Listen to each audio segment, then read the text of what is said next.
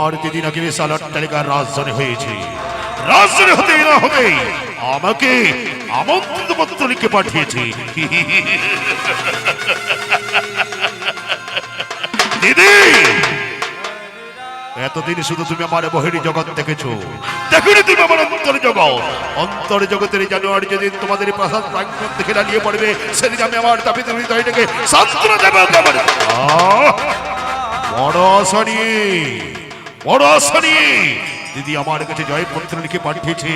তা লঙ্ঘন করে কি করে, তা লঙ্ঘন করে কি করে যাবো ছুটে আমি আমার দিদির প্রাসাদ দেখিতে।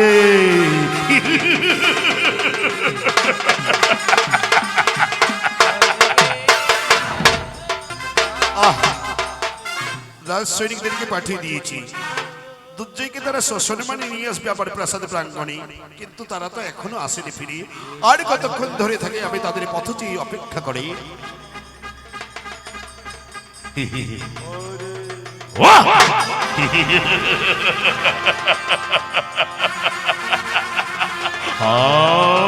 কথাই নয়, কথাই নয়, বাস্তবে যেন পরিবর্তন হতে চলেছে। প্রাসাদের চৌকাট স্বর্ণ সাজে সজ্জিত করে আছে। প্রাসাদের অন্তর হইতে নানা ধূপধুনের সুগন্ধ আমার রাস্তায় ভেসে আসিতেছে। ধূপধুনের সুগন্ধে প্রাণটাও যেন মনে মুগ্ধ হয়েছে। না না না, এমনি ভাবে ব্যঙ্গ হাসতে হাসলে চলবে না। একবার মহারাজের চরণে গিয়ে ভক্তিপূর্ণ প্রণামটুকু জানাই।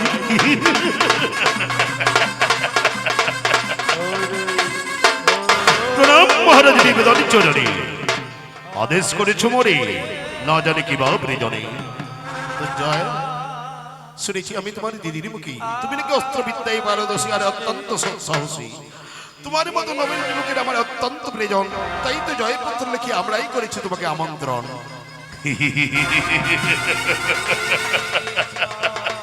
মহারাজ, আমার সম্পর্কে আমার দিদি কখনো কি আপনার সঙ্গে রসিকতা করতে পারে? যা বলেছে দিদি আমার সত্যি কথাই বলেছে। দুর্জয়, আমি তোমার রণপরীক্ষা নেব, আমি তোমার রণপরীক্ষা নেব। সত্যিকারে তুমি যদি আমার কাছে রণকৌশলে জয়ী হতে পারো, সমস্ত সৈনিকদের সম্মুখে আমি তোমার গলায় বীর বৈজয়ন্তী হীরক মালা পরিয়ে দেব। আমি তোমাকে সসম্মানে আমি তোমাকে সেনাপতি পদের স্বীকৃতি। মহারাজ, আমি যথেষ্ট চেষ্টা করব, আমি যথেষ্ট চেষ্টা করব। দেখি আমি আপনার পরীক্ষায় উত্তীর্ণ হতে পারি কিনা। প্রহরী, তুমি দুর্জয়ের হাতে অস্ত্র তুলে দাও। আমি এবার তবে হলে অস্ত্রগুলিতে ভালো করে শান দিয়ে দিই। হ্যাঁ,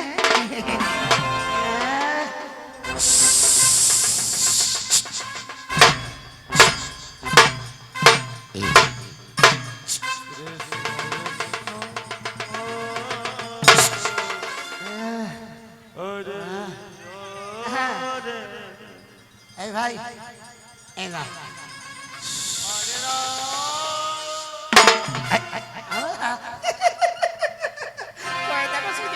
আমি তোকে বোকা বানিয়ে দিলাম সর্বমত। এই না ভাই, এই না, এই না, এই না,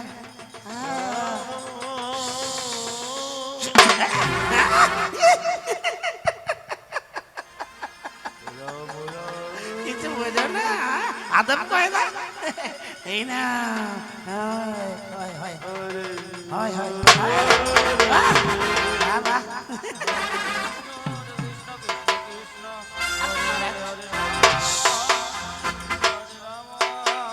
দুর্জয়, রণ পরীক্ষা দিতে প্রস্তুত হও। দেখি তুমি কতটাই বা রণ কৌশল জানো। যথা আজ্ঞা মহারাজ। হরে কৃষ্ণ হরে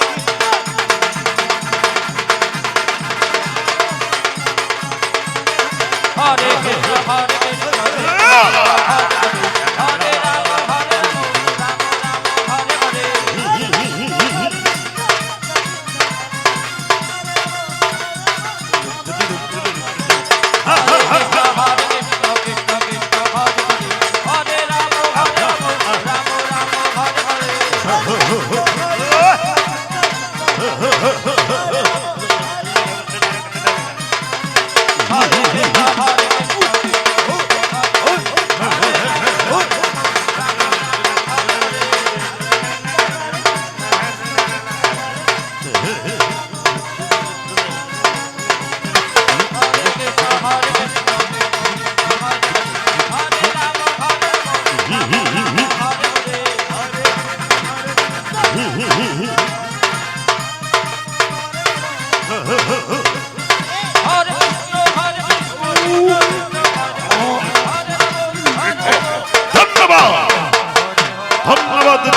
ধন্যবাদ।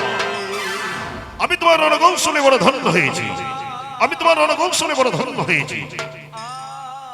তাই তো আমি আমার অঙ্গীকার রক্ষা করিতে সমস্ত সৈনিকদের সম্মুখে আমি তোমার গলায় বীর বৈজয়ন্তী হীরকমালা পরিয়ে দেব। আমি তোমায় সসম্মানে আদি হইতে সেনাপতি পদের স্বীকৃতি দেব। ওহে প্রজাবাসীগণ, ওহে মন্ত্রীগণ, ওহে রাজসৈনিকগণ, আজ হইতে দুর্জয়কে আমি সসম্মানে সেনাপতি পদে করিলাম গ্রহণ।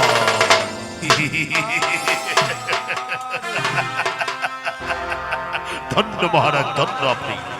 আমার বেকার জীবনটাকে আপনি যেন ধন্য করে তুলেছেন।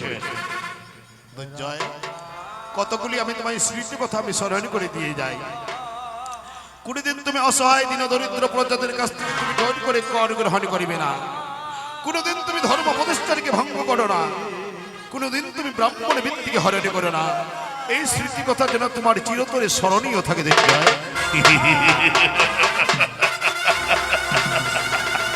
মহারাজ, আপনি আমার সর্বকে দেবতুল্য। আপনার দেওয়া স্মৃতি কথা আমার অঙ্গে পতঙ্গে, আমার শিরায় মহাশিরায় চিরতরে গাথা থাকবে মহারাজ। হরি, এই দেখো আমার নতুন মহামান্য সেনাপতি, তাকে তুমি নিয়ে যাও, সমস্ত প্রজাদের সঙ্গে তুমি তাকে পরিচয় করিয়ে দাও। আগে আগে আগে আপনি কোনো চিন্তাই করবেন না। এবার এবার বাকি কাজ এবার আমার হাতে ছেড়ে দিন মহারাজ। প্রহরী, সর্ব অঙ্গটাই আমার বড় ক্লান্ত, আমার কিছুক্ষণ বিশ্রামের প্রয়োজন। আমি আসি রে ভাই।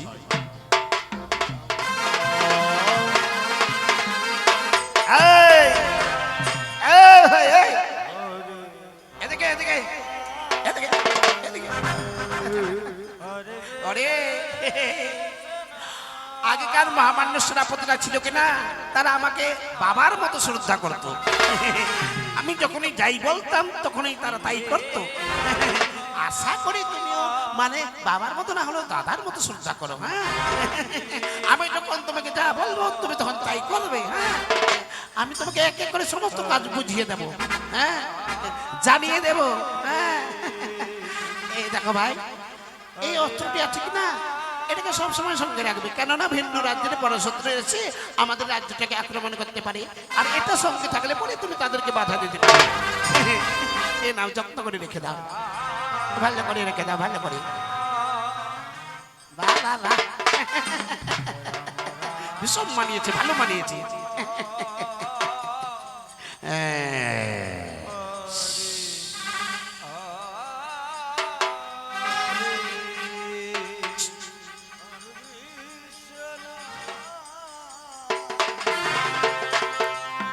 এখানে দাঁড়াও, আমি তোমাকে সব বুঝিয়ে দেবো, জানিয়ে দেবো, শিখিয়েও দেবো।